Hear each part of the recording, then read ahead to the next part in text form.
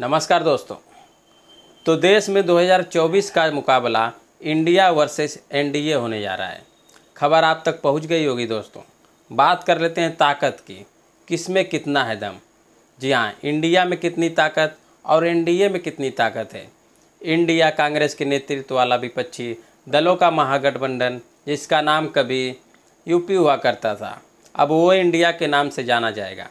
India का है तो फुल फॉर्म आपको बता देते हैं, Indian national development inclusive alliance. जी हाँ, इंडियन गठबंधन। दूसरी तरफ भारतीय जनता पार्टी का एनडीए नेशनल डेमोक्रेटिक अलायंस, जिसके नेता नरेंद्र मोदी हैं। दोनों की ताकत कितनी है, ताकत के बारे में भी चर्चा हो जानी चाहिए, क्योंकि गठबंधन का स्वरूप लगभग सामने आ गया है। सबसे पहले तो हम बात कर लेते हैं दलों की संख्या की। तो इंडिया जो गठबंधन है, कांग्रेस वाला गठबंधन, विपक्ष वाला गठबंधन, उसके साथ आज की तारीख में 26 राजनीतिक दल हैं, जबकि जो बीजेपी वाला एनडीए अलायंस है, इसके साथ 38 पार्टियां हैं। अब दोनों के पास सांसद कितने हैं, इसका भी जिक्र कर लेते हैं, और हम आपको अलग अलग बातें बता देते हैं कि लोकसभा में इनके कितने सांसद हैं और राज्यसभा में कितने सांसद हैं। तो नरेंद्र मोदी वाली एनडीए के पास लोकसभा में 333 सांसद हैं।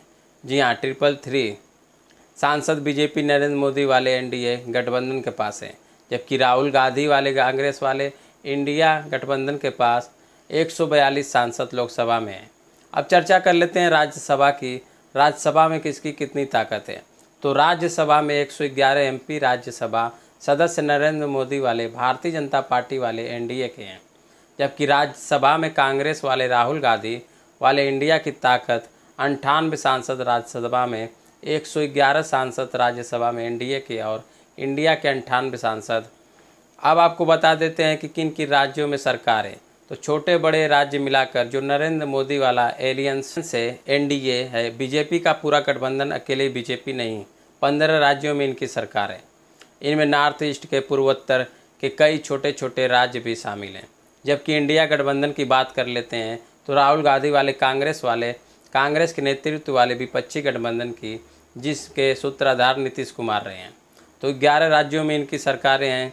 मतलब बीजेपी वाले गठबंधन की 11 राज्यों में सरकार, बीजेपी वाले गठबंधन की 15 राज्य में सरकार, और कांग्रेस वाले इंडिया गठबंधन की 11 राज्य में सरकार। अब बात कर लेते हैं शैक्षिक योग्यता की।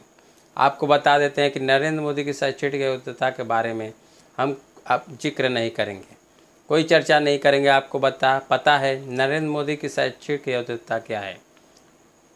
नदवा के नेता नरेंद्र मोदी की और इधर इंडिया के नेता राहुल गांधी की शैक्षिक योग्यता की बात कर लेते हैं।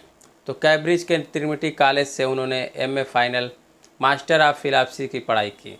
राहुल गांधी के पास एमए फाइल की डिग्री है। ये बात हो गई दोस्तों ताकत की। अब बात कर लेते हैं सोशल मीडिया मैनेजमेंट की। तो मीडिया, जो इलेक्ट्रॉनिक मीडिया, जो न्यूज़ चैनल देखते हैं, उसे पर आपको एनडीए भारी दिखाई पड़ेगा।